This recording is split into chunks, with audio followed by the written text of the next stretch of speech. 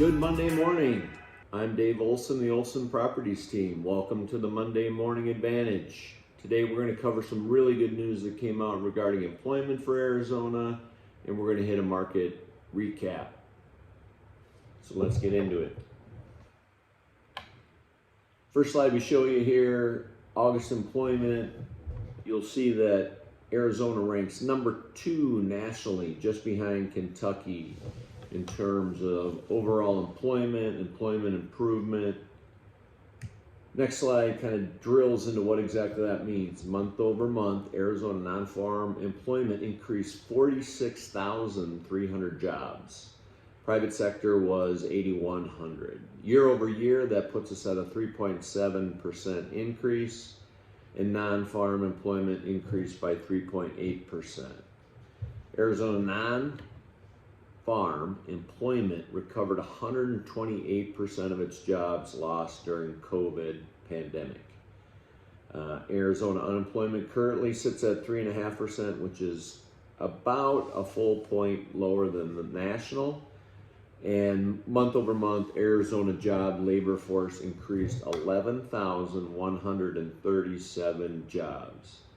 Jobs, as we've always talked about, means housing, it means growth, and it means stability in a community. We'll also notice we see a lot more diversification in our employment here in Arizona. If you look at the ranking that's on the left, we rank 3rd nationally in manufacturing, which I think a lot of people would find surprising, a 7.4% increase. Also goods producing and industry, I don't know how much that differs from manufacturing, but we rank 6th. Education and health services 8th. That was a big part of our employment back during the crash. We were very heavily weighted on education and health. You can see it slid to being less of an importance and a far more diversified employment base. Information systems, government, total non-farm, construction is still pretty high, and then natural resources and mining are also still part. As you see on the slide there, year over year, we rank 14th national.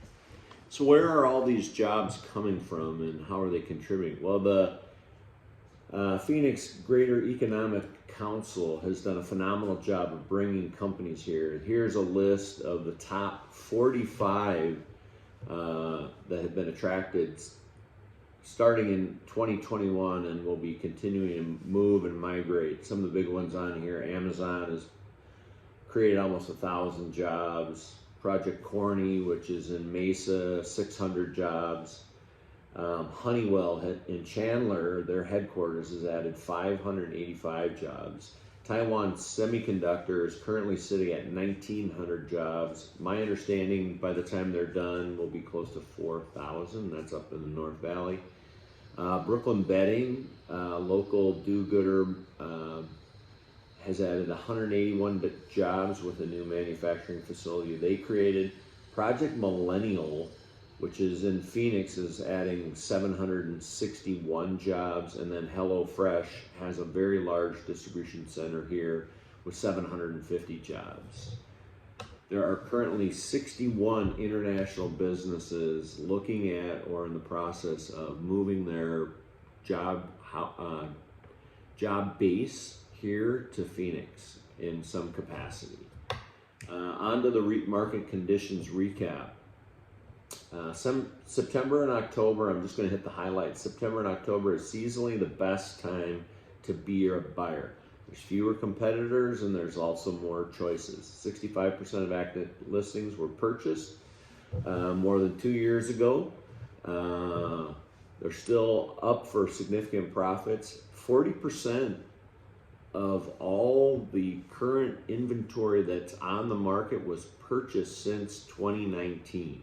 A lot of people are changing out, taking advantage of the profits for whatever reason, and have other plans going forward. Maybe they're already ready to upsize. The bad news, interest rates have rose sharply. Expect contract activity to drop in response to that. And it has already, and it's going to feel worse because of the seasonality. Open door sales have dragged down the average price per square foot because they started to discount. As early as a couple weeks ago, I saw that they had over 1,200 homes under contract. It's a good opportunity for if you're a buyer, you want to pick up a rental. They are negotiating. We've been able to help get some folks involved in some of those properties, so might be an opportunity there. Landlords' median prices of leases have started to decline, so they're not getting what they're asking currently. They're coming in short of what their asking prices were, but they're still up there significantly from where they were a year or 2 years ago. Lastly, on this slide, what you should expect this month: fewer contracts due to the rate hikes, VA loans. It's a great time to be a veteran. Their loans still look very attractive.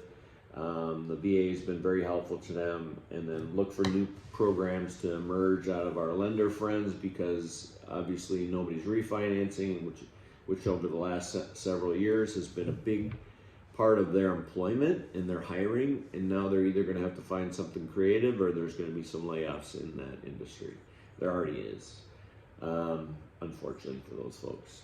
Summary: August median price of a home was down about $9,000. August appreciation based on per square foot is down about 11.4%.